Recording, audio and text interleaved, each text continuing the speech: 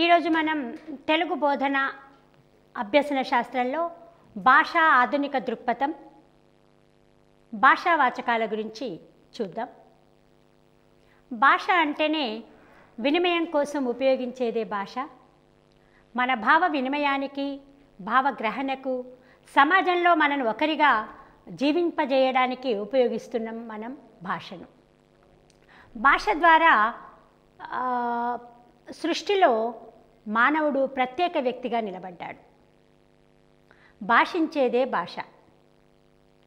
మరి భాషా ఆధునిక దృక్పథం భాషావాచకాలు అనే ఈ అంశంలో మనం ఈరోజు ప్రస్తుతమున్న భాషావాచకాలు, అసలు భాషావాచకాలలో దాగి ఉన్న అంశాలేమిటి, ఏ సూత్రాల ఆధారంగా భాషావాచకాలు నిర్మించబడతాయి, భాషలో ఉన్న ఆధునిక దృక్పథాలేమిటి, బోధనలో ఎలాంటి పద్ధతులను ఉపయోగించడం వల్ల మన బోధన సఫలీకృతం అవుతుంది అనే విషయాలను చర్చించుకుందాం.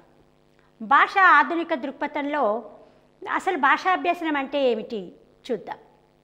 ప్రతిసారి చెప్పుకుంటూ ఉన్నాం, ఒక బాధ్యతాయుత పౌరులుగా సమాజంలో వ్యక్తి నిలబడడానికి భాష తోడ్పడుతుంది. విద్యార్థి సమగ్ర మూర్తిమత్వమే విద్యా లక్ష్యం. ఈ విద్యా లక్ష్యాన్ని సఫలీకృతం చేసేదే భాషా బోధన. అంటే పిల్లవాడు పుట్టక ముందు తల్లి గర్భంలో నుండి పుట్టిన తర్వాత కుటుంబంలో, చుట్టూ ఉన్న సమాజంలో, స్నేహితులతో కలిసి భాష ద్వారానే ఎన్నో విషయాలను తెలుసుకుంటున్నాడు. భాష ద్వారానే తను వ్యక్తిగా నిలబడగలుగుతున్నాడు. అందుకే హేతుబద్ధమైన బాధ్యతాయుత పౌరులుగా బాలబాలికలు రూపొందడంలో, జ్ఞానాత్మక సామర్థ్యాలను సాధించడంలో భాష ప్రధాన పాత్ర పోషిస్తుందని విద్యావేత్తల యొక్క నమ్మకం, భాషావేత్తల యొక్క నమ్మకం. హేతుబద్ధమైన అనడంలోనే అంటే ఏదైనా ఒకటి విషయాన్ని గుడ్డిగా నమ్మడం వేరు, దాన్ని కాస్త తార్కికంగా ఆలోచించి అందులో ఉన్న శాస్త్రీయత ఏమిటి అని గమనించడం వేరు. భాషాభ్యసన ద్వారా పిల్లవాడు తనకేం కావాలి, ఏమి తను తీసుకోకూడదో కూడా గమనిస్తాడు. సమాజంలో ఉన్న మంచేమిటి, చెడేమిటి, అంటే సాహిత్యము భాషకు మూలము అనుకుంటే సాహిత్యంలో పద్య ప్రక్రియ, గద్య ప్రక్రియలు ఉన్నాయి. ఒక పద్యము ఉపాధ్యాయుడు చెప్పినప్పుడు ఆ పద్యంలోని భావాన్ని పిల్లవాడు గమనిస్తాడు. ఒక ఉపాధ్యాయుడే కాదు, మనం ఇంట్లో చూస్తాం, తాత, నాయనమ్మ, అమ్మమ్మ ఇట్లా పెద్దవాళ్ళు ఉన్నప్పుడు తాము చదివిన నరసింహ శతకం నుండి, భాస్కర శతకం నుండి, వేమన శతకం నుండి ఆ మాటలు వచ్చిరాని పిల్లవాడికే పద్యం చెప్తూ ఉంటాడు. ఇక్కడ ఆ పద్యం చెప్పడంలో లేదా మంచి మంచి కథలు చెప్పడంలో వాళ్ళ ముఖ్య ఉద్దేశం పిల్లవాడిని ఒక బాధ్యతాయుత పౌరునిగా తీర్చడం, పిల్లవాడిని ఒక నీతివంతునిగా తీర్చడం, మంచేదో చెడ్డేదో గ్రహించడానికి పద్య ప్రక్రియను, తన కథలను ఉపయోగిస్తూ ఉంటాడు. అందుకే భాషాభ్యాసన ద్వారా ఒక హేతుబద్ధమైన బాధ్యతాయుతమైన పౌరుడు రూపొందే అవకాశం ఉంది అని మనం అనుకోవచ్చు. ఇంతేకాదు, జ్ఞానాత్మకమైన సామర్థ్యాలు కూడా భాష ద్వారానే పొందుతున్నాడు. జ్ఞానం, ఏ విషయమైనా పొందాలి అంటే జ్ఞానం కావాలి. ఆ జ్ఞానం పొందాలి అంటే అభ్యసన జరగాలి. అభ్యసన కేవలం శ్రవణం ద్వారానే రాదు, ఎన్నో విషయాలను పఠనం చేయాల్సి ఉంటుంది. ఈ పఠనానికి కావాల్సింది లిపి. ఈ లిపికి మూలం భాషే. భాష, లిపి, పఠనాత్మక శక్తి, ఇవన్నీ ఈ సామర్థ్యాలు ఎట్లా అలవడుతున్నాయి అంటే భాష ద్వారానే అలవడుతున్నాయి. అందుకే హేతుబద్ధమైన బాధ్యతాయుత పౌరులుగా బాలబాలికలు రూపొందడంలో భాష ప్రధాన పాత్ర వహిస్తుందని, జ్ఞానాత్మకమైన సామర్థ్యాలను భాష అందిస్తుందని మనం అనుకుంటున్నాం. మరి ఎట్లా భాష తోడ్పడుతుందో చూద్దాం. దైనందిన జీవిత సన్నివేశాలలో తన అభిప్రాయాలను స్పష్టంగా, నిర్దిష్టంగా, ఎటువంటి సందేహానికి తావు లేకుండా ఇతరులకు తెలియచెప్పడానికి భాష ఒక వాహకం. దైనందిన జీవితాలు అంటే తన నిత్య జీవితం. ప్రతిరోజు మనం లేచినము అంటే మళ్ళీ పడుకునేంత వరకు కూడా ఎన్నో సన్నివేశాలు ఉంటున్నాయి. ప్రతి సన్నివేశంలో మనకు అనుకూలమైన అభిప్రాయాలు ఉన్నాయి, మనకి ఇష్టం లేని సన్నివేశాలు కూడా ఉన్నాయి. అందుకే ఏ సందర్భంలో తనకి ఏది ఇష్టమో తన అభిప్రాయం ఏమిటి, పలానా సంఘటన మీద అభిప్రాయం ఏమిటి, పలానా సన్నివేశానికి నీ బాధ్యత ఎంత అనే విషయాలు వచ్చినప్పుడు ఎలాంటి సందేహం లేకుండా ఏదైనా ఒక భాష, అది మాతృభాష తెలుగు అయిన వాడు తెలుగులో చెప్పవచ్చు, ఇంకొక తమిళ భాష వాడు తమిళ పిల్లవాడైతే తమిళ భాషలో చెప్పవచ్చు, లేదా వేరే దేశంలో ఉన్నవాడైతే అక్కడ ఏ భాష అయితే ఉపయోగపడుతుందో ఆ భాషలో మాట్లాడవచ్చు. అందుకే ఏ భాషలో అయితే తన అభిప్రాయాల్ని స్పష్టంగా నిర్దిష్టంగా ఏదో ఒక భాషలో తెలియచెప్తా ఉంటాడు. అట్లా తెలియచెప్పడానికే భాషాభ్యసనమే తోడ్పడుతుంది. భాషా అధ్యయనము భాషా సాహిత్య అధ్యయనం వల్లనే భాష పూర్తిగా సిద్ధిస్తుంది అనడంలో ఇంతకంటే ముందు ఏంటి అనేది ఒక ఆలోచన మనకు వస్తుంది. బిడ్డ పుట్టినప్పటి నుండి కుటుంబంలో ఎన్నో చూస్తుంటాడు. అమ్మ ఆకలి అన్న సందర్భము, అమ్మ నేను బడికి వెళ్తున్నా అని చెప్పడము, లేదా ఈ పనిలో ఉన్నానని చెప్పడము, వాళ్ళు అట్లా చేశారని చెప్పడం, ఇట్లా కుటుంబం నుండి మళ్ళీ చుట్టూ ఉన్న పరిసరాలలో ఉన్న చుట్టుపక్కల వాళ్ళు, ఇంటి చుట్టుపక్కల ఉన్న వాళ్ళు, తన స్నేహితులు, తన వయసు ఉన్న పిల్లలు, ఇట్లా పలు సందర్భాలలో పిల్లవాడు భాషను గ్రహిస్తున్నాడు. కొంత అనుకరణ ద్వారా గ్రహిస్తున్నాడు. పెద్దలు ఏం మాట్లాడితే అలా మాట్లాడాలని చూస్తుంటాడు. అందుకే పుట్టిన భాష మాతృభాష అవుతుందని మనం అనుకుంటున్నాం. అట్లా చుట్టుపక్కల వాళ్ళు రకరకాల భాషలు ఉపయోగించినప్పుడు ఆ భాషను కూడా పిల్లవాడు గ్రహిస్తూ ఉన్నాడు. అంతేకాదు భాష ద్వారా తన మంచి చెడును కూడా చెప్పుకోగలుగుతున్నాడు. ఈ భాష పట్ల అంటే అనుకరణ చేస్తున్నాడు, తన అభిప్రాయాలను దానికి కూర్చి చెప్తా ఉన్నాడు. అందుకే ఇక్కడ భాషావేత్తలు మానవ శాస్త్రాన్ని, మానవ సంబంధించిన విధానాలను తెలుసుకున్న వ్యక్తులు చెప్పడం ఏమిటి అంటే, భాష కోసము ఒక ప్రత్యేకమైన వ్యవస్థ మానవ శరీరంలో ఉంది. మనము ధ్వని వ్యవస్థ గురించి చెప్పుకున్నాం. ధ్వనుల ద్వారానే మనకు భాషకు వాక్కులు ఏర్పడ్డాయి అని, ఆ తర్వాత లిపి వచ్చిందని చూసాం. ఇక్కడ కంఠస్వరం నుండి మెదడు వరకు, ఆ తర్వాత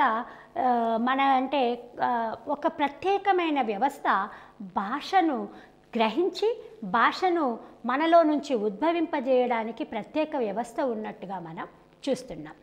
ఒక వంశపారంపర్యంగా ఒక వ్యక్తి కవి అయ్యాడు అంటే వాళ్ళ కుటుంబంలో ఎవరైనా కవులు ఉన్నారా అని అడుగుతుంటారు.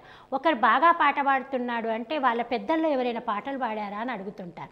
అంటే అర్థం ఏమిటి, కొంత వంశపారంపర్యంగా వస్తున్న భాషకు శరీరంలో ఉన్న భాషా వ్యవస్థ, ఆ తర్వాత పిల్లవాడు అనుకరించిన రీతి, ఇవన్నీ కూడా పిల్లవాడు భాష నేర్చుకునే సందర్భాన్ని మనకు సూచిస్తున్నాయి.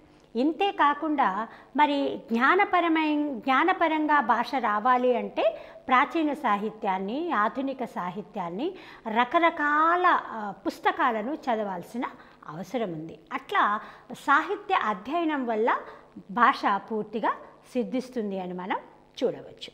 మరి భాష ఎట్లా నేర్చుతున్నాడు అని మనం అనుకున్న రీతిలోనే చిన్నప్పటి నుండే కుటుంబం నుండి, చుట్టుపక్కల వారి నుండి, సందర్భాన్ని బట్టి వాడుతున్న పదాలను ఒక సందర్భంలో ఒక తీరుగా మాట్లాడతాం, ఇంకొక సందర్భంలో ఇంకొక తీరుగా వాడతాం అదే పదాన్ని. అంటే ఇక్కడ దాన్ని నామవాచకంగా ఉన్న పదాన్ని కొన్ని సందర్భాలలో మనం క్రియాత్మకంగా కూడా ఉపయోగిస్తూ ఉంటాం. ఇట్లా వాక్యాలను అవగాహన చేసుకోవడం, సందర్భాన్ని బట్టి వాడుతున్న పదాలను పిల్లవాడు యాదృచ్ఛికంగా నేర్చుకుంటున్నాడు, యాదృచ్ఛికంగా తెలుసుకుంటున్నాడు. అంతర్గతంగా ఉన్న భాషా వ్యవస్థ వల్ల కూడా భాషను నేర్చుకుంటున్నాడు. అనుకరణ ద్వారా, అంతర్గతంగా ఉన్న భాషా వ్యవస్థ ద్వారా, యాదృచ్ఛికంగా ఏర్పడుతున్న సన్నివేశాల ద్వారా చిన్నప్పటి నుండే కుటుంబంలో భాష నేర్చుకుంటున్నాడు. మరి ఇక్కడ భాష నేర్పడం ఏమిటి? భాష నేర్వడం, భాష నేర్పడం. మనం భాషా బోధనా పద్ధతుల గురించి తెలుసుకుంటున్నాం. భాషను ఎందుకు నేర్పాలి, భాష నేర్పడంలో ఏమైనా క్రమం ఉందా, ఇది కూడా మనం చూడవచ్చు. ఏ సందర్భం లేకుండా, ఎలాంటి ప్రత్యేక శిక్షణ లేకుండా పిల్లవాడు ఎన్నో మాటలు కుటుంబంలో నేర్చుకుంటున్నాడు. అయితే అలా నేర్చుకోవడంలో ఒక క్రమం కూడా ఉంది అనేది భాషా ఉపాధ్యాయుల యొక్క నమ్మకం. భాషాభ్యసనంలో ఒక క్రమం ఉంది, ఆ క్రమం ప్రకారమే భాషాభ్యసన జరుగుతుంది అని భాషోపాధ్యాయులు భావిస్తూ ఉంటారు. ఆ భాషా క్రమం ఏమిటో చూద్దాం. భాష నేర్వడంలో మొట్టమొదటగా పిల్లవాడి నోటి ద్వారా వస్తున్న స్వరాలు, ధ్వనులు, అవే ఫోనెటిక్స్ అంటున్నాం. ఫోనెటిక్స్ ద్వారానే భాషాశాస్త్రము రూపొందించి దాని ద్వారానే అక్షరాల క్రమం అనేది ఏర్పడుతుంది. ఆ ధ్వని రూపాన్ని, స్వర రూపాన్ని నేర్చుకున్న తర్వాత ఆ రూపం ఏమిటో తెలుసుకుంటున్నాడు, అక్షరాన్ని. ఆ స్వరానికి రూపానికి మధ్య సమన్వయం అంటే ఖ క అనే స్వరంతో ఆ క అనే అక్షర రూపాన్ని ఈ రెండు వింటున్నాడు, ఈ రెండింటి మధ్య సమన్వయం చేస్తున్నాడు. ఆ కా పక్కన థా చేరినప్పుడు అది కథ అవుతుంది.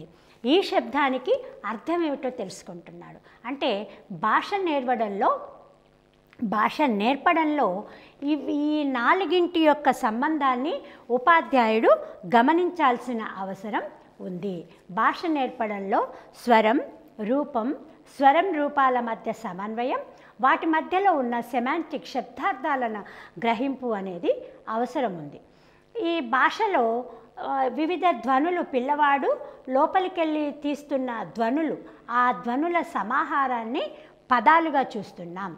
ఆ పదాలు కొన్ని కలిసినప్పుడే వాక్యాలు అవుతున్నాయి.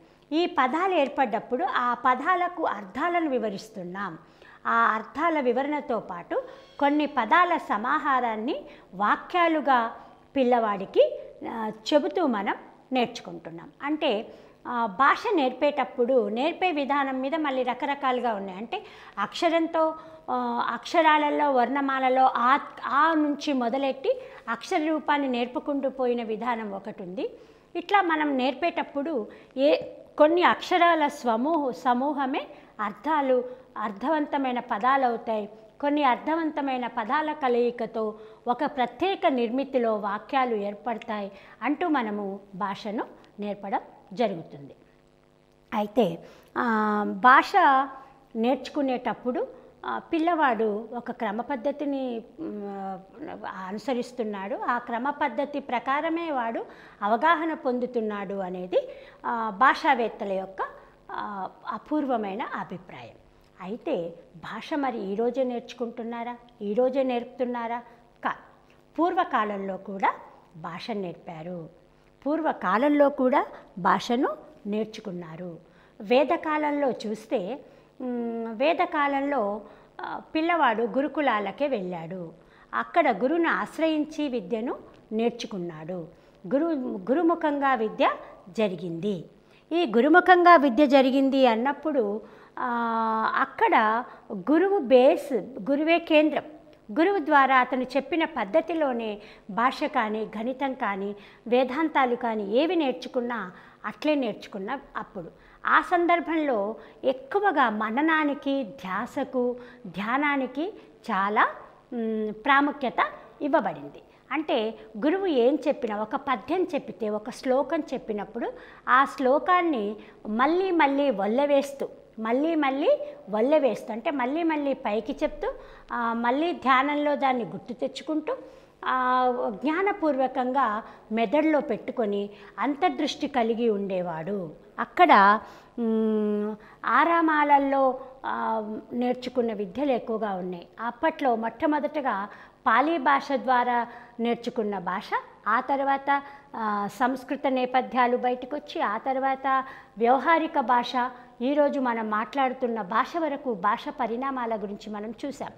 అట్లా అంత కఠినతరంగా ఉన్న సందర్భాలలో కూడా, సరియైన రూపాలు సరిగా ఏర్పడిన సందర్భంలో కూడా పూర్వకాలంలో భాషను నేర్పేటప్పుడు ఆ పదాలను, శ్లోకాలను మళ్ళీ వల్లవేసే రీతిలో ధ్యానం చేసి జ్ఞప్తికి పెట్టుకోవడం, బట్టి కొట్టడం అంటున్నాం మనం.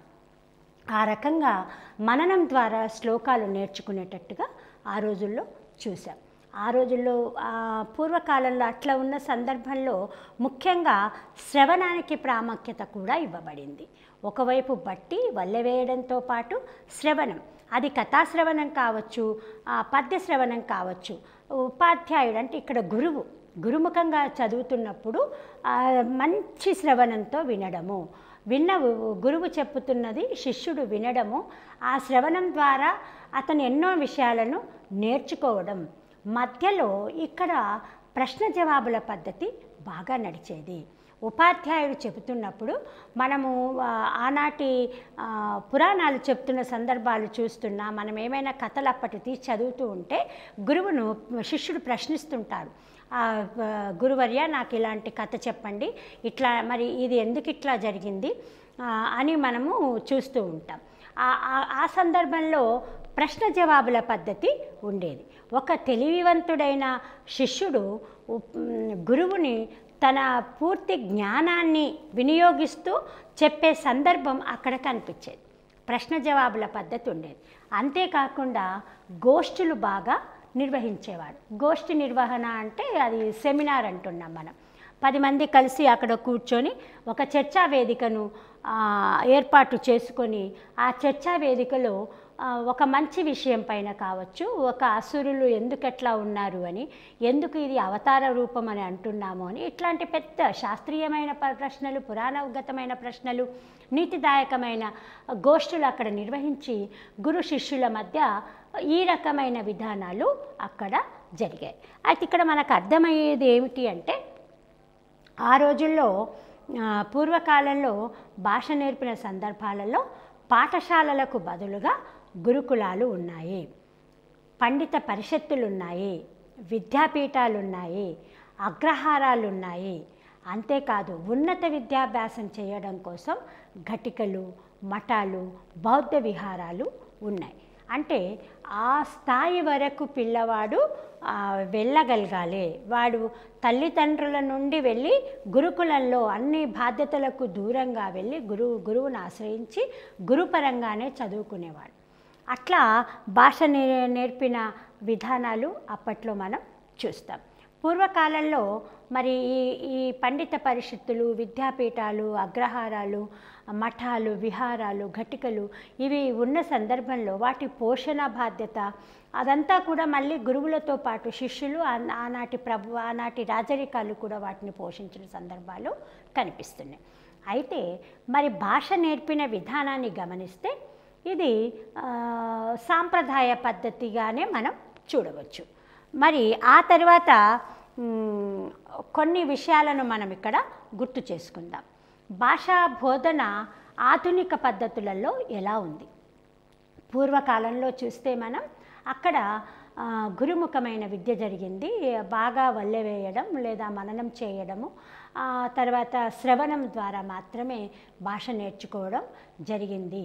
అంటే ఆధునిక అక్షర జ్ఞానం తర్వాత వచ్చే స్థాయిని మనం అక్కడ బాగా గమనిస్తున్నాం. మరి ఇవన్నీ చూస్తే కూడా మనకు కొన్ని ఆధునిక దృక్పథాలు భాషా బోధనలో ఎలా ఉన్నాయో చూద్దాం. సమాజం వెలుపల భాష అభివృద్ధి చెందుతుందా కాదా? ఇదొక ప్రశ్న. అంటే భాష లేకపోతే సమాజ అభివృద్ధి జరగదు అని పెద్దల ఆలోచన. భాష ద్వారానే సమాజం అభివృద్ధి చెందుతుంది అంటే మనం మొదటగానే అనుకున్నాం. కావ్యం రాసేవాళ్ళు కానీ, వేదం రాసేవాళ్ళు కానీ ఆ రోజుల్లో ఏమంటే విశ్వశ్రేయస్సును కోరేదే సాహిత్యం, విశ్వశ్రేయస్సును కోరేదే సాహిత్యం, జనానికి హితాన్ని చేసేదే సాహిత్యం. అంటే హితము అని చెప్పడంలోనే ప్రయోజనము అని. అంటే ఆధునికంలో కావచ్చు, మనకు ప్రాచీన యుగంలో కావచ్చు, ఎక్కడ చూసినా కూడా జనానికి హితాన్ని చేసిందే సాహిత్యం. ఆ జనహితంలోనే ఆ సంస్కరణలు, ఆధునిక ధోరణులు, హేతువాదన, కొంతవరకు మంచేది చెడేది, నీతి ఎలా నడవాలి, మనిషి పై జీవితం ఎట్లా ఉంటుంది, భవిష్యత్తులో మనిషి ఎట్లా మారబోతున్నాడు, ఇట్లా రకరకాల మానవ దృక్పథాలు సాహిత్యంలో బయటికి వస్తున్నాయి. మరి మనం ఆనాటి నుండి కొంతకాలం వరకు మనం చూస్తే అక్షరాలు ఎట్లా నేర్చుకున్నారు అని ఆలోచిస్తే మన పెద్దవాళ్ళని అడిగితే చెప్తుంటారు. భాషాభ్యాసంలో గత విధానాలు గమనిస్తే కొన్ని రోజులు ఇసుకలో అక్షరాలు రాసిన రోజులు ఉన్నాయి. పిల్లవాడు ఆ ఊరు పంతులు, ప్రైవేటు పంతులు, ఒక ఆయన మాస్టర్లు, ప్రైవేటు పంతులు ఉండేటోళ్ళు. మనకు తెలుసు ఆ రోజు కాంగ్రెస్ చదువులు, ఎందుకంటే మన తెలుగు ఉమ్మడి రాష్ట్రాలుగా ఉన్నప్పుడు కొన్ని స్వాతంత్రానికి ముందు, తర్వాత నిజాంల నుండి మనం విమోచనం పొందక ముందు తెలుగు నేర్వడం అనేది ప్రభుత్వ పరంగా జరగలేదు. తెలుగు భాషకు ఒక ప్రాధాన్యత ఇవ్వబడలేదు. ఆ రోజుల్లో ప్రైవేటు ఆ పంతుల్లో కనిపెట్టుకుంటే ఆ పంతుల ద్వారానే చదువు జరిగింది. ఆ చదువు చదివేటప్పుడు కూడా ఇసుకలో రాసిన రాతలను కూడా మనం చూసినాం. తర్వాత వాళ్ళు బట్టి పట్టించే అక్షరాలను ఆ తర్వాత పలుకల పైన రాయడం, ఇట్లా అక్షరాలనే మొదటగా రాయించి దానిపైన మంచిగా దిద్దించి చదివించి బట్టి పట్టించి ఆ తర్వాత మాట్లాడించడం జరుగుతుండేది. అంటే రాసేటప్పుడే చదువుతూ ఉంటాడు, వాటిని బట్టి పడుతూ ఉంటాడు, తిరిగి మాట్లాడుతూ ఉంటాడు. ఇవి భాషాభ్యాసంలో గత విధానాల గురించి మనము ఆలోచిస్తే అర్థమవుతుంది. ఆ తర్వాత ఇంకా ఏమిటి అంటే అక్షరాలను ముందుగా విని మాట్లాడి అక్షరాలు గుర్తుపట్టి చదివి రాయడం అనే పద్ధతి లేదు అక్కడ. మొదటే ఆ పలక మీద ఆ అని రాసిస్తే ఆ అంతే, ఇది ఆ అని చెప్పాడు కాబట్టి ఇది ఆ అంతే. ఆ అక్షరాన్ని అట్లాగే దిద్ది ఆ అక్షరాన్ని పలకడం అట్లాగే ఉండేది తప్ప మాటలో అమ్మలో ఆ అనే అక్షరం ఉంది అని గుర్తించడం. ఆధునికత భావనలోనేమో అక్షరాన్ని ఒక యూనిట్గా చూస్తున్నాం. అప్పట్లో అక్షరాన్ని అక్షరంగా చూసి ఆ తర్వాత పదానిగా మాత్రమే చూడగలిగినాం.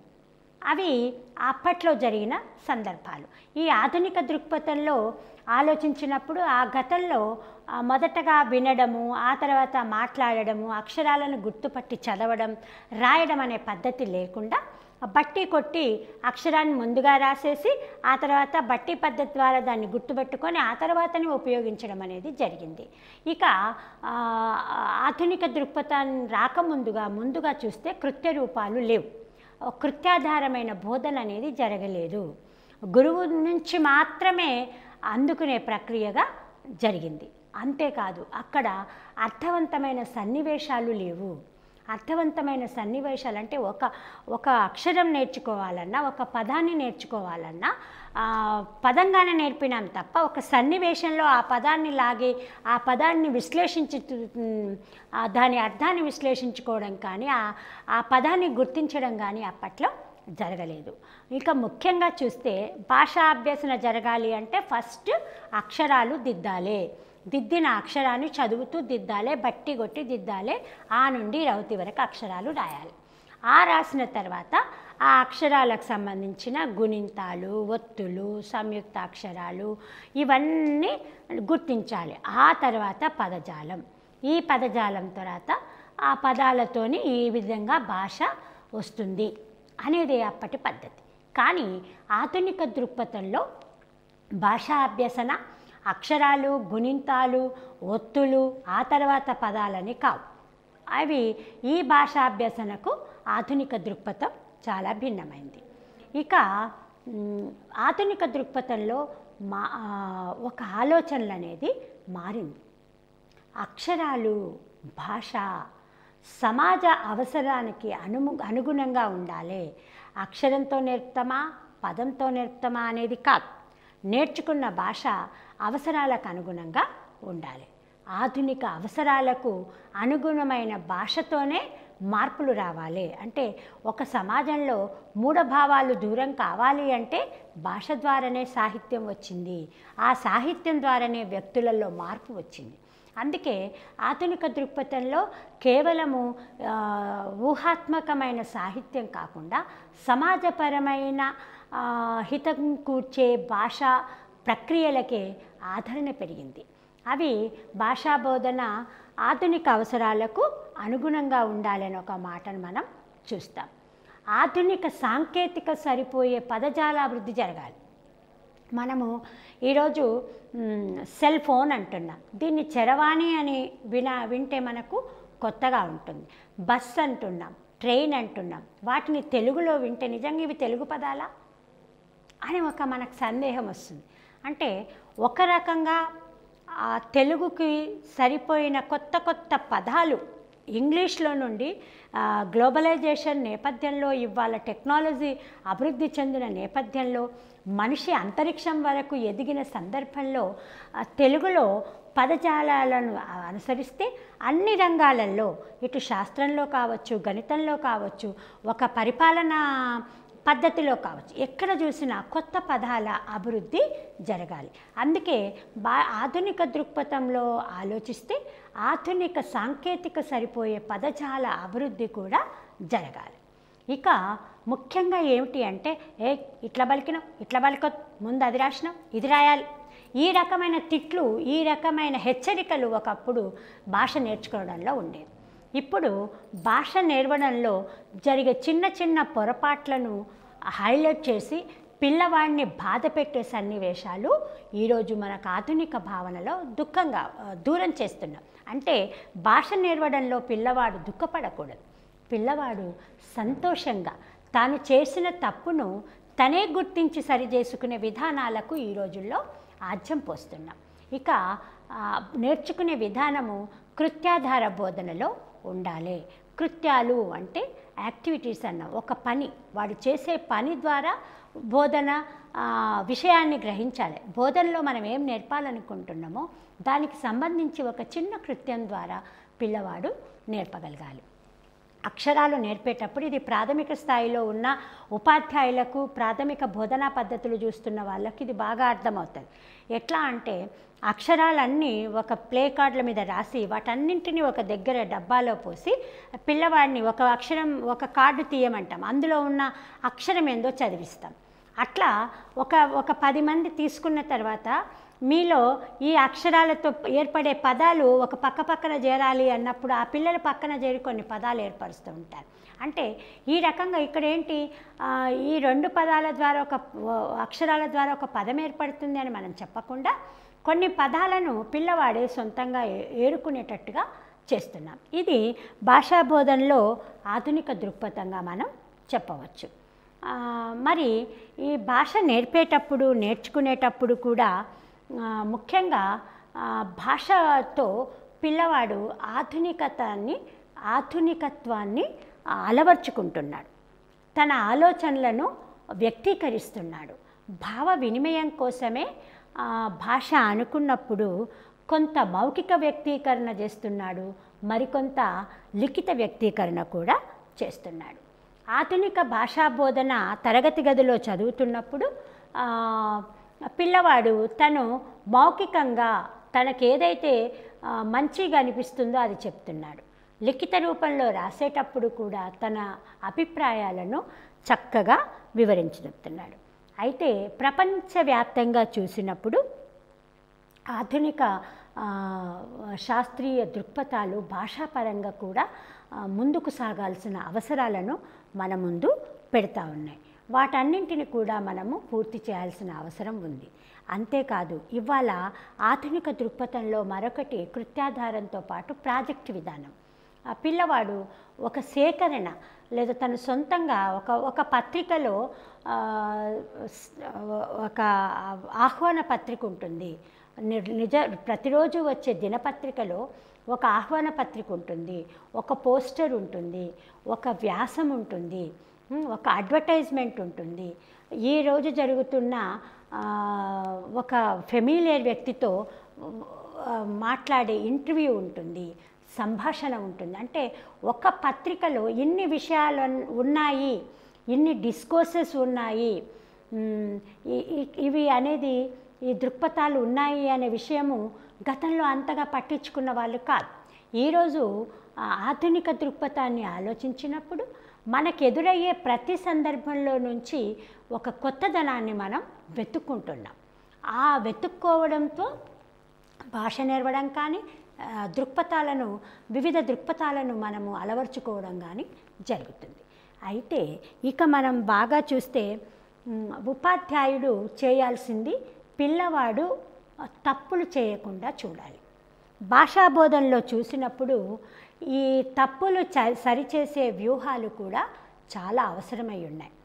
వీటిలో ఆధునిక దృక్పథము జమై ఉంది. ఎట్లా అంటే స్వయం అభ్యసన చర్యలు, స్వయంగా పిల్లవాడు నేర్చుకోవాలి, స్వయంగా నేర్చుకోవాలి. ఇప్పుడు మనము కొన్ని కృత్యాలు ఇప్పుడు మనం అనుకున్నాం. ఏ అక్షరమైతే కొన్ని అక్షరాలు నేర్చుకున్న తర్వాత అక్షరాన్ని అక్షరంగా పిల్లవాడు గుర్తించాలి అన్నప్పుడు వాడి దగ్గర కొన్ని ప్లే కార్డ్స్ వేస్తున్నాము. అదే మనము 5, 6 తరగతిలోకి వచ్చినప్పుడు చిన్న చిన్న భాషా భాగాల గురించి చెప్తున్నాము. ఒక పత్రికను కానీ ఇంకొక వాచకం కాకుండా అదనంగా ఉండే ఒక కథా పుస్తకాన్ని కానీ ఇచ్చి ఇందులో నామవాచక పదాలను వెతకండి అన్నప్పుడు ఒక పిల్లవాడు అందులో ఉన్న ఆమె, రామరాజ్యం, లేకపోతే ఇట్లా రకరకాల పదాలు నామవాచకాలకు సంబంధించిన పదాలు వెతుక్కుంటూ అతను పుస్తకాన్ని రాశాడు అనే పదంలో రాశాడు అనే పదాన్ని కూడా నామవాచకం కింద ఒక్కొక్కసారి వెతుక్కునే అవకాశం ఉన్నప్పుడు ఆ సందర్భంలో ఏం చేస్తున్నాం మనం?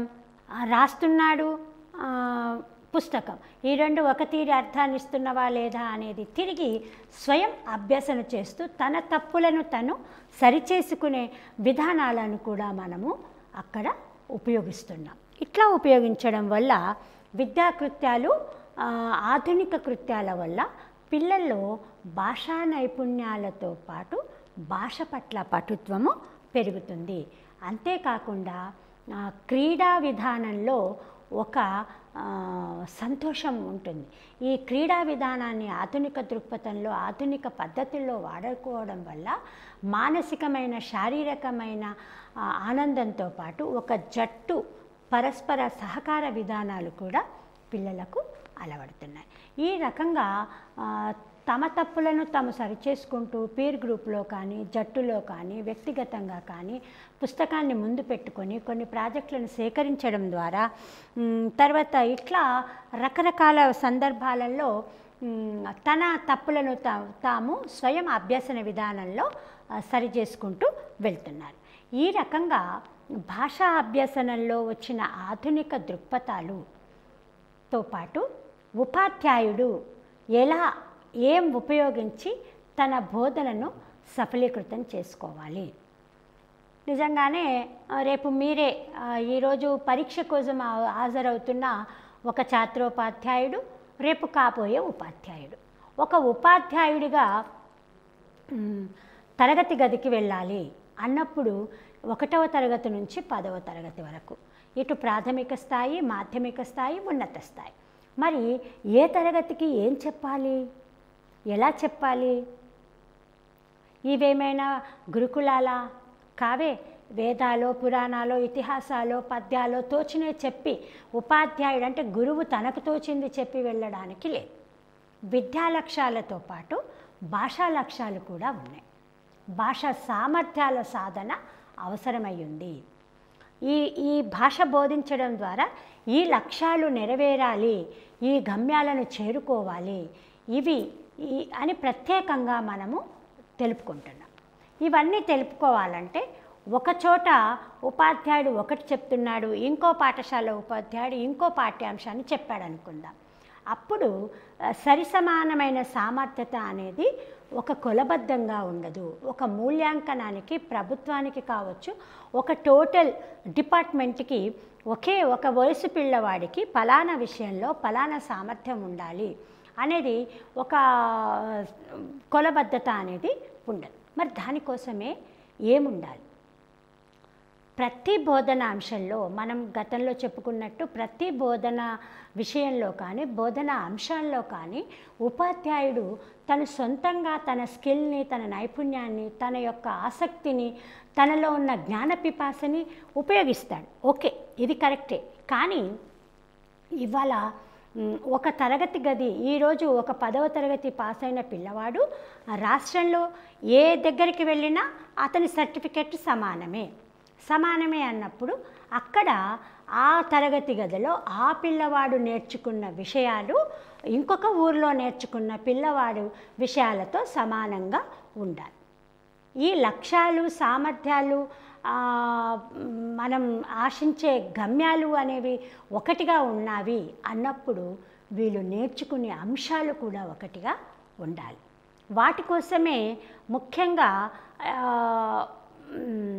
పిల్లవాడిలోని మూల్యాంకన, పిల్లవాడిలోని సామర్థ్యాల మూల్యాంకన కోసం ఒక వాహకం ఉండాలి. అదే తెలుగు, అదే వాచకం అయ్యింది. అది తెలుగులో అయితే తెలుగు వాచకం, సాంఘిక శాస్త్రం అయితే సాంఘిక శాస్త్ర వాచకం, ఇట్లా గణిత వాచకం. ఏ విషయాన్ని పరంగా చూసినా ఒక స్థాయి పిల్లవాడికి ఒక సంవత్సర కాలంలో ఆ తరగతిలో నేర్చుకోవలసిన పలు అంశాలతో ఉన్నదే వాచకం. అలాంటి వాచకం ఉన్నప్పుడు తెలుగు భాషలో తెలుగు వాచకాలు ఏమిటి, ఈ వాచకాలు అంటే ఏమిటో చూద్దాం. భాష నేర్వడానికి, అధ్యయనం చేయడానికి, నిర్దేశించడానికి భాషాంశాల ద్వారా ఒక సంవత్సర వ్యవధిలో లక్ష్యాన్విత భాషా సామర్థ్యాలను విద్యార్థులకు అందచేసే ప్రామాణిక పుస్తకమే తెలుగు వాచకం.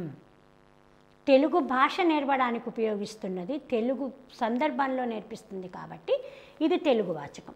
ఇక్కడ ప్రామాణిక పుస్తకం అన్నాం. పుస్తకాలు ఎన్నో ఉన్నాయి, కానీ ఒక ప్రామాణికంగా ఒక తరగతి గదిలో ఈ సంవత్సరం 8వ తరగతి పిల్లవాడు ఈ అంశాలు నేర్చుకోవాలి అని సూచిస్తుంది. ఈ అంశాలను నేర్చుకోవడంలో అంతర్గతంగా దాగి ఉన్న లక్ష్యాలు ఏమిటి, భాషా సామర్థ్యాలు ఏమేమి ఉన్నాయి, ఒక్కొక్క పాఠ్యాంశం పైన సాధించాలనుకున్న అంశాలు నిర్ణయించుకొని అట్లా పాఠ్యాంశాన్ని ఎంపిక చేసుకొని వాచకాన్ని తయారు చేయడం జరుగుతుంది. అందుకే వాచకానికి కూడా చాలా ప్రాధాన్యత ఉంది. మరి ఒక ప్రామాణిక పుస్తకము అన్నాము కాబట్టి ఈ పుస్తకంలో ఒక విధి విధానాలు ఉన్నాయి, ఈ పుస్తకానికి ఒక నిర్దేశిత అంశాలు ఉన్నాయి. వాటిలో మనం చూస్తే పాఠ్య విన్యాసం ఒకటి. ఈ పాఠ్య విన్యాసంలో నిర్దేశించిన లక్ష్యాలకు అనుగుణంగా సామర్థ్యాల సాధనకు పాఠ్యాంశాలను ఎన్నుకొని వాటిని తెలుగు వాచకంలో అమరికనునర్చడాన్ని పాఠ్య విన్యాసం అంటున్నాం.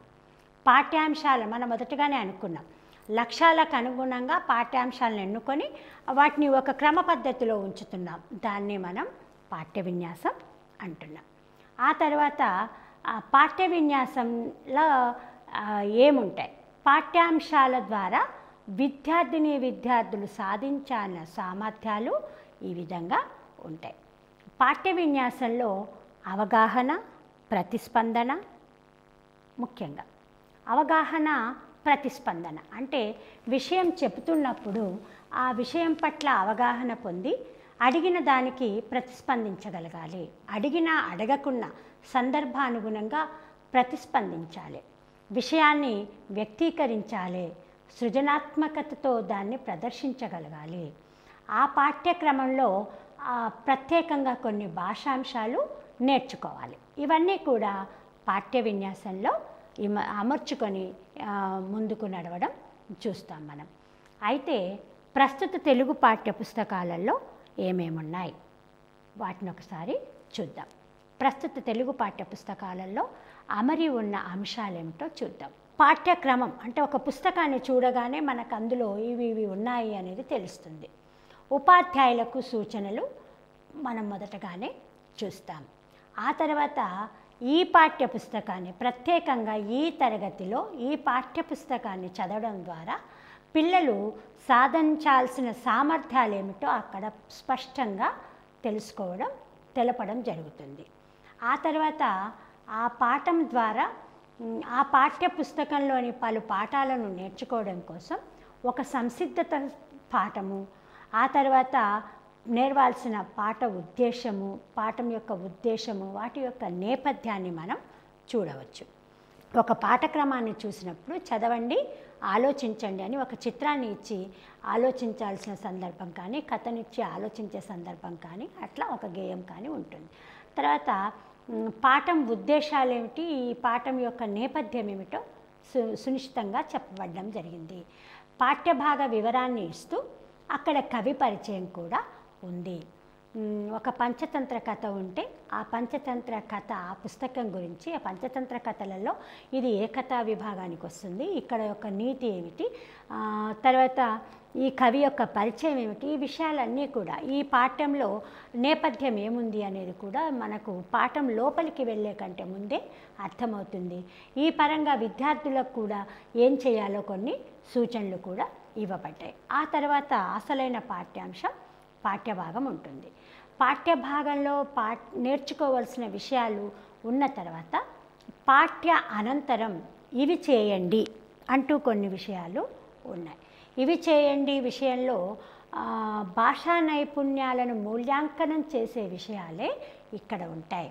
భాషా నైపుణ్యాలను మూల్యాంకనం చేసే విషయాలు అంటే భాష భావ వినియం కోసం అనుకుంటున్నాము కాబట్టి వ్యక్తీకరణ కోసం కొంత, సృజనాత్మకత కలిగించాలి అంటున్నాం, సృజనాత్మక సంబంధించిన ఒక కృత్యం, భాష పటుత్వం ఉండాలి అనుకుంటున్నాం కాబట్టి భాషా అంశాలు కొన్ని అందులో చేర్చడం జరుగుతుంది. సాహిత్యము ఇవాళ భాషాశాస్త్రం ఇంత పటుత్వంగా ఉంది, గొప్ప సాహిత్యం వెలువడింది అంటే అక్కడ వ్యాకరణం అనేది ముఖ్యమైంది. అయితే ఇక్కడ మనం ఒక మాట అనుకుంటున్నాం, వ్యాకరణం ఈ రోజుల్లో ప్రాయోజిత వ్యాకరణంగానే మనం నేర్చుకుంటున్నాం. అందుకే ఆ పాఠంలో ఉపయోగించిన కొన్ని వ్యాకరణాంశాలకు చెందిన పదజాలాలను, వాక్య నిర్మాణాలను, విశేషణాలను, భాషా భాగాలను పిల్లవాడు గుర్తించడం కోసం కొన్ని వ్యాకరణ అంశాలు కూడా పాఠ్యభాగం చివర ఇవ్వడం జరిగింది. వీటన్నింటితో పాటు వినియోగం, అవగాహన తర్వాత వినియోగం, ఏ నైపుణ్యం అయితే నేర్చుకుంటున్నామో, ఏదైతే అవగాహన చేసుకుంటున్నామో అవగాహనతో మన స్కిల్ను ఉపయోగించడానికి ఉపయోగపడేవి ప్రాజెక్టులు. ఇవన్నీ కూడా పాఠ్యభాగం చివరిలో ఉండడం మనం చూస్తాం. అయితే ఒక్కొక్క తరగతిలో ఒక్కొక్క తీరుగా కొన్ని పాఠ్యాంశాల్లో కొన్ని మార్పులు ఉంటాయి. ఇదే క్రమము ప్రైమరీలో, మాధ్యమిక తరగతిలో, ఉన్నత తరగతిలో ఒకే తీరులో ఉండకపోవచ్చు. పాఠ్యాంశాన్ని బట్టి కొన్ని మార్పులతో ఈ అమరిక మనము చూడవచ్చు. కృత్యాధార బోధనకు సంబంధించిన వాచకాలు ఆ రోజుల్లో ప్రయోగాత్మకంగా ఉండి ఎపెప్ డిపెప్ల వరకు కూడా అవే నడుస్తూ వచ్చాయి. కేవలము మన రాష్ట్రంలోనే కాదు, అంటే ఇతర పలు రాష్ట్రాలలో వస్తున్న కొత్త కొత్త విధానాల ఆధారంగా తెలుగు వాచకాలు రూపొందించుకోవడం అనేది మన రాష్ట్రంలో జరిగిన ఒక గొప్ప ప్రక్రియ. దానికి అనుసంధానంగానే మన తెలంగాణ రాష్ట్రం వచ్చిన తర్వాత కూడా నూతనంగా వాచకాలు ప్రాథమిక స్థాయి నుండి ఉన్నత స్థాయి వరకు వచ్చాయి. అంటే ఇక్కడ అంటే ఎప్పుడు కూడా ఒక నూతనత్వంలో భాష ఆలోచన జరగడము అనేది ఒక గొప్ప పరిణామం. మనము వివిధ తరగతులకు వచ్చిన వాచకాల పేర్లను ఒకసారి చూద్దాం. 1, 2 తరగతులకు జాబిలి వాచకాలు అని పేరు పెట్టాం. అట్లాగే 3, 4, 5 ఈ తరగతులకు జాబిలి వాచకాలు అని, 6, 7, 8 తరగతులకు నవవసంతం అని, 9, 10 తరగతులకు సింగిడి తెలుగు వాచకాలు అని ఇట్లా పేరు పెట్టి వాటిని వెలుగులోకి తెచ్చిన సందర్భాన్ని మనం చూడవచ్చు. మరి తెలుగు వాచకాలు ఎందుకు, వాటి ప్రయోజనాలు ఏమిటి మనం ముందుగా చెప్పుకున్నాము, అయినా కొంచెం ప్రత్యేకంగా చూద్దాం. తెలుగు వాచకాలు చాలా ప్రయోజనకరంగా ఉన్నాయని మనం అనుకోవచ్చు. ఎందుకంటే బోధించే వారికి ఒక హ్యాండ్ టూల్, మనకు ఒక చేతిలో ఉన్న ప్రపంచం, అంటే ఈ భాషా ప్రపంచంలో ఈ తరగతికి ఈ స్థాయి వరకు నేను పలానా అంశాన్ని చెప్పవచ్చు అనడానికి ఉపాధ్యాయునికి, అట్లా అభ్యసించేవాడికి ఎంత అభ్యసించినా ఇంక ఇది లేదు అది ఉంటే బాగుండేది అంటే ఒక క్రమం అనేది సూచించేది వాచకం. అందుకే ఇదొక వనరుగా మనం చూస్తాం. బోధించేవారికి, అభ్యసించేవారికి వనరులుగా తెలుగు వాచకాలు చాలా ఉపయోగపడుతున్నాయి. అంతేకాదు లక్ష్యాన్ని ఏర్పరుస్తున్నాయి, సామర్థ్యాల సాధనకు ఇవి నిర్దేశాన్ని చేస్తున్నాయి. ఇక ముఖ్యంగా రకరకాల చిత్రాలు, రంగుల బొమ్మలతోని, మంచి కవర్ పేజీతోని ఒక పాఠము 100% పాఠము అనుకుంటే ప్రాథమిక స్థాయిలో అయితే 60% బొమ్మలు, 40% మ్యాటర్ ఉండేటట్టుగా, అంటే చిత్రీకరణ ద్వారా సన్నివేశాన్ని పిల్లల ముందుకు తేవడం అనేది ఒక గొప్ప పరిణామం. అట్లాగే పఠనాంశాలు ఏమిటి అనేది ప్రత్యేకంగా చెప్పడం, మదింపు కృత్యాలను అందించడం, బోధనలో నిరంతర సమగ్ర మూల్యాంకనకు తర్వాత నిరంతర సాధనకు కూడా తెలుగు వాచకాలు ఉపయోగపడుతున్నాయి. ఇక ముఖ్యంగా బోధన అభ్యసన ప్రక్రియలో పాఠ్యపుస్తకానికి చాలా ప్రాధాన్యత ఉంది అని మనం అందరం చెప్పుకోవచ్చు. వీటిని 5 దశల్లో చూడవచ్చు. 5 దశల్లో ఉన్నప్పుడు మొదటి దశలో పాఠ్యాంశ బోధనకు ప్రణాళికలు రూపొందించుకోవడంలో వాచకం తోడ్పడుతుంది. పాఠ్యాంశ బోధనకు కావలసిన ప్రణాళికలు ఏర్పరచుకోవడంలో వాచకాలు ఉపయోగపడుతున్నాయి. దశ 2 అంటే 2వ స్టేజిలో ఏ పాఠ్యాంశ బోధన చేయాలి అని మనం నిర్దేశించుకొని ప్రత్యేకంగా వెతుక్కోకుండా ఈ వాచకం ద్వారా మనం చూడవచ్చు. 3వ దశలో తెలుగు వాచకం ద్వారా ఒక పాఠ్యాంశాన్ని బోధించిన తర్వాత బోధించడానికి ముందే ప్రణాళిక పెట్టుకుంటున్నాం. ఆ ప్రణాళిక ద్వారా ఆ పాఠ్యాంశాన్ని బోధిస్తూ నిరంతర చెప్పడం కోసం పునర్విమర్శ చేసుకుంటూ తర్వాత లోటుపాట్లను సరిచేసుకోవడానికి కూడా ఒక ప్రణాళికాబద్ధంగా మనము మూవ్ అవ్వడానికి ఉపయోగపడుతుంది. ఎక్కడైతే లోటుపాట్లు ఉన్నాయని తెలుస్తుందో ఒక ప్రణాళికను మళ్ళీ సిద్ధం చేసుకొని తిరిగి బోధించడం అనేది 4వ దశలో చూస్తున్నాం. ఇక 5వ దశలో నిరంతర సమగ్ర మూల్యాంకన బోధన జరగడానికి అంటే ఒక గద్యాన్ని బోధించినా పద్యాన్ని బోధించినా లేదా భాషా నైపుణ్యాలలో మనం ఏ అంశాన్ని తీసుకున్నా వెంటనే దానిపైన ఒక మూల్యాంకన ఉండాలి. మనం చెప్తున్న విషయాన్ని పిల్లవాడు వింటున్నాడో లేదని మధ్యలో ప్రశ్నించి చూస్తాం. అక్కడ ఏమవుతుంది, మనం చెప్తున్న విషయము ఓహో వీడు వింటున్నాడు లేదా అర్థం చేసుకుంటున్నాడు, అవగాహన పూర్వకమైన ప్రశ్న వేసామనుకోండి నిజంగా అర్థవంతంగా వింటుండా లేదా అనేది మనకు తెలుస్తుంది. ఈ రకంగా నిరంతర సమగ్ర మూల్యాంకన బోధనకు కావలసిన అభ్యాసాలు నిర్వహించుకోవడానికి ఇవి ఉపయోగపడుతున్నాయి. మరి పాఠ్యపుస్తకాలు వాటినే వాచకాలు అన్నాము. ఇవి ఇంత గొప్ప ప్రయోజనాన్ని కలిగి ఉన్నాయి అన్నప్పుడు పాఠ్యపుస్తకాలు ఎట్లా రూపొందిస్తాం? ఇవి రూపొందించేటప్పుడు ఈ పాఠ్యాంశాలే ఎందుకు ఉండాలి, ఇవి కాక ఇంకా వేరే ఉండొచ్చు కదా అని అడగడానికి అందరు సిద్ధంగా ఉంటారు. కానీ అవి రూపొందించే విధానము ఆ పాఠ్యపుస్తకాల రూపకల్పనలో ఉపయోగించే తాత్విక నేపథ్య సూత్రాలను గమనించిన వాళ్ళు ఎవరు కూడా అడ్డగోలుగా ఈ మాటలు మాట్లాడరు. ఎందుకంటే ఒక పాఠ్యపుస్తకము రూపొందించాలి అంటే ఆ పాఠ్యపుస్తకము నేషనల్ లెవెల్ నుంచి మన రాష్ట్రం వరకు దాని వెనక ఎంతో శ్రమ జరుగుతుంది. మన రాష్ట్రంలో అయితే రాష్ట్ర విద్యా ప్రణాళిక పరిధి పత్రం ఒకటి ఉంటుంది. కానీ దేశ స్థాయిలో చూస్తే జాతీయ స్థాయిలో చూస్తే జాతీయ విద్యా ప్రణాళిక పరిధి అనేది ఒకటి ఉంటుంది. ఈ జాతీయ విద్యా ప్రణాళిక పరిధి ఎప్పటికప్పుడు దేశంలో కొత్త నూతన విధానాలు వచ్చినప్పుడు రావాలని కోరుకున్నప్పుడు కూడా ఈ పరిధి పత్రాలు మేధావులైన విద్యావేత్తలు, భాషావేత్తలు, విషయవేత్తలు కూర్చొని వీటిని తయారు చేయడం జరుగుతుంది. అయితే మనం మన రాష్ట్రానికి సంబంధించి చూసినప్పుడు రాష్ట్ర విద్యా ప్రణాళిక పరిధి పత్రం 2011 అర్థవంతమైన పాఠ్యపుస్తకాలు రూపొందించడానికి కొన్ని తాత్విక నేపథ్య సూత్రాలు ఉన్నాయి అని తెలియజేస్తూ వాటిని రూపొందించింది. మనము ఇదే పరంగా చూస్తే జాతీయ విద్యా ప్రణాళిక పరిధి కూడా ఈ తాత్విక నేపథ్య సూత్రాలను ముఖ్యంగా 10ని అవి అక్కడ కలిగి ఉంటుంది. రాష్ట్ర విద్యా ప్రణాళిక పరిధిలో ఆ 10 సూత్రాలతో పాటు కొన్ని మనకు సంబంధించిన సూత్రాలను కూడా మనం ఇక్కడ చేస్తున్నాం.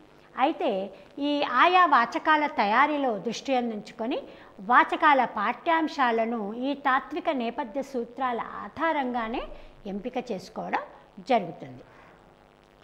ఈ పత్రము పిల్లల జ్ఞాన నిర్మాణానికి వీలుగా నిత్య జీవితంతో ఉపయోగపడడానికి సంబంధించిన విషయాలను ఇందులో పొందుపరుస్తుంది. పాఠ్యపుస్తకాలకే పరిమితం కాకుండా ఇక్కడిచ్చిన పాఠ్యాంశాలు కానీ భాషాంశాలు కానీ ఆ పాఠ్యపుస్తకం ద్వారా అదనపు అభ్యాసనకు అవకాశం ఉండేలా రూపొందించే సూత్రాలను ఇది కలిగి ఉంటుంది. ఉదాహరణకు సంప్రదింపు గ్రంథాలు, పత్రికలు, ప్రాజెక్టులు. సామాజిక బంధాల యొక్క విలువలను ఈ పుస్తకాల ద్వారా అర్థమయ్యేలా ఉండేటట్టు సూత్రాలను ఇది కలిగి ఉంది. ఇక పాఠ్యపుస్తక భాష ఎట్లా ఉండాలనేది కూడా ఈ సూత్రాలలో దాగి ఉంటుంది.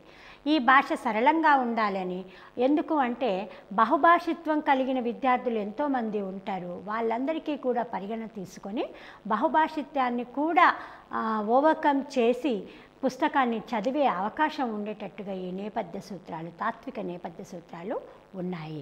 ఇక ముఖ్యంగా సమాజాన్ని అతలాకుతలం చేసిన ఒక వ్యవస్థ కొంత ఆ రోజుల్లో లింగ వివక్షను చూపించింది. అందుకే ఈనాటి పుస్తకాలలో మొట్టమొదటగా లింగ వివక్ష ఉండకుండా ఉండాలి అనేది ఒక నేపథ్య సూత్రంగా మనం చూస్తున్నాం. ముఖ్యంగా ఏమిటి అంటే నువ్వెవరు అనే ప్రశ్నకు 100 జవాబులు వస్తాయి, కానీ ఒకటే ఒక జవాబు ఏమిటి, నేను భారతీయుణ్ణి అనే మొదటి మాట రావాలి అంటే భాష ద్వారా నేర్చుతున్న పలు గేయాలు, పద్యాలు, వచన సాహిత్యం ద్వారా, కథల ద్వారా జాతీయ సమైక్యతను పెంపొందించడానికి ఈ పాఠ్యపుస్తకాలు తోడ్పడాలి. అంతేకాదు మూఢనమ్మకాలను దూరం చేసే శాస్త్రీయ దృక్పథాన్ని పెంపొందించే అంశాలు వీటిల్లో ఉండాలి. ఒక మనిషిని మనీషిగా తీర్చేదే భాష అనుకుంటున్నాం. అయితే మరి ఒక మనిషి మనిషిగా మారాలి, మనిషిగా బతకాలి అంటే వాళ్ళ హక్కులు జీవింపజేయాలి. పిల్లలైనప్పుడు వాళ్ళ హక్కుల పట్ల స్పృహ కలిగించే పాఠ్యాంశాలు ఉండాలి. బాలల హక్కుల పట్ల స్పృహ అంటే మనం అన్నటిదాకా ఒక పోరాటం చేశాం. ఏంటి, బాల కార్మికులు ఉండొద్దు, ఆడపిల్లలు బడికి రావాలి, వయసుకు తగ్గ చదువు చదవాలి, ఇట్లా చాలా ఉద్యమాలు తీసామంటే అర్థం ఏమిటి, ఆ పరంగా ఇక్కడ అన్యాయాలు జరుగుతున్నాయనే కదా. వాటన్నింటినీ రూపుమాపి ఒక కొత్త పద్ధతిలో ఉండేటట్టుగా ఈ నేపథ్య సూత్రాల్లో బాలల హక్కులు, మానవ హక్కులు వీటన్నింటినీ కాపాడే స్పృహ కలిగించే పాఠ్యాంశాలు ఇందులో తీసుకొనబడ్డాయి. ముఖ్యంగా ఈ తాత్విక సూత్రాలను చూస్తే పిల్లల ఆత్మవిశ్వాసాన్ని పెంపొందించడానికి పాఠ్యపుస్తకం తోడ్పడాలని చెప్తుంది. ఇక మరి భాషాపరంగా చూస్తే భాషా నైపుణ్యాలు, సామర్థ్యాల సాధన, అనువైన పాఠ్యాంశాలు, కృత్యాలు ఉండాలి. బట్టి విధానానికి ఇది వ్యతిరేకంగా ఉండాలి. స్థానిక అంశాలు, కళలు, సంస్కృతివి, కృత్యాలు, ప్రాజెక్టు పనులు, అన్వేషణలు, బహువిధాలైన సమాధానం వచ్చే ప్రశ్నలు మొదలైన అంశాలన్నింటినీ కూడా పాఠ్యాంశంలో తీసుకోవాలి. ఇక ముఖ్యంగా ఆధునిక దృక్పథం అంటున్నాం కాబట్టి ఇక్కడ వ్యక్తిగత, జట్టు, తరగతి కృత్యాలతో పాటు మానవ విలువలు, మానవత్వము, నైతికత, ఆరోగ్యము, శ్రమ విభజన మొదలైనవన్నీ కూడా పాఠ్యాంశాలలో ఉండేలా చూడాలి. ఇక ముఖ్యమైనది ఏంటి అంటే ఒక పిల్లవాడు ఒక పాఠ్యపుస్తకం రాస్తున్నాము అన్నప్పుడు వాడు 5వ తరగతిలో నేర్చుకున్న విషయానికి 7వ తరగతిలో నేర్చుకునే విషయాలకు మధ్యలో 6వ తరగతి ఉంది అంటే కింది తరగతుల సామర్థ్యాల పునశ్చరణ జరగాలి, ప్రస్తుత తరగతి సామర్థ్యాలపై సాధన జరగాలి, పై తరగతులకు ఇది అనుసంధానంగా ఉండాలి. ఈ సూత్రాల ఆధారంగానే పాఠ్యపుస్తకాలు రూపొందించాలి. అయితే అది విషయపరంగా అది ఉంటే చూడడానికి పాఠ్యపుస్తకాలు ఆకర్షణీయంగా ఉండాలి, నాణ్యమైన ముద్రణతో ఉండాలి, రంగుల బొమ్మలతో చక్కగా ప్రాథమిక స్థాయికి ఉన్నత స్థాయికి కొంత తేడా ఉన్నప్పటికీ ఏ స్థాయిలో ఎలా ఉండాలో అట్లా ఉండాలి. ముఖ్యంగా బోధించడం కన్నా నేర్చుకోవడానికి ప్రాధాన్యత ఇచ్చే సూత్రాలు ఉండాలి. జాతీయ విద్యా ప్రణాళిక 2005లో చూస్తే ఈ అంశాలతో పాటు లౌకిక భావన, రాజ్యాంగ విలువలకు కూడా గౌరవాన్నిచ్చే పాఠ్యాంశాలు ఉండాలని, అన్ని రకాల భాషా ప్రక్రియలు దీని ద్వారా పరిచయం చేయాలని కూడా చెప్పింది. ఇక ముఖ్యంగా ఏంటి అంటే పాఠ్యపుస్తకాలు ఉపాధ్యాయునికి తగిన వనరు కానీ పూర్తి స్థాయి వాచకమే బోధనకు పరికరం కాదు. ఇంకా ఇక్కడ ఉపాధ్యాయుని యొక్క నైపుణ్యాలను కూడా ప్రదర్శించాలి, సంపూర్ణ వికాసానికి దోహదం చేసేగా వాచకాలు తీసుకోవాలి. ఇట్లా ఉపాధ్యాయుడు తన యొక్క సామర్థ్యాన్ని, వైఖరిని బట్టి పాఠ్యబోధన సఫలీకృతం చేయాలి. దానికి సంబంధించిన తగిన ప్రణాళికలు కూడా వేసుకోవాలి. పాఠ్య విన్యాసము, నేపథ్యము, పాఠ్యాంశమే పట్టు సంపాదించుకొని చేయాలి. ఈ రకంగా మనము చూస్తే తెలుగు వాచకాలు ఒక తాత్విక నేపథ్యంతో రూపొందించబడ్డాయి అనే విషయము అర్థమవుతూ ఉంది. ఛాత్రోపాధ్యాయులు ఈ విషయాలన్నింటినీ గమనిస్తూ ఒకసారి వాచకాలలోకి వెళ్ళి మీరు స్వయంగా ఈ అభ్యసన వాటి అంశాలను అవగాహనకు తెచ్చుకొని ఎగ్జామ్లో దానికి సంబంధించిన ప్రశ్నలన్నింటినీ మీరు స్వయంగా జవాబు చేసేలా ఉండాలని కోరుకుంటూ ధన్యవాదాలు.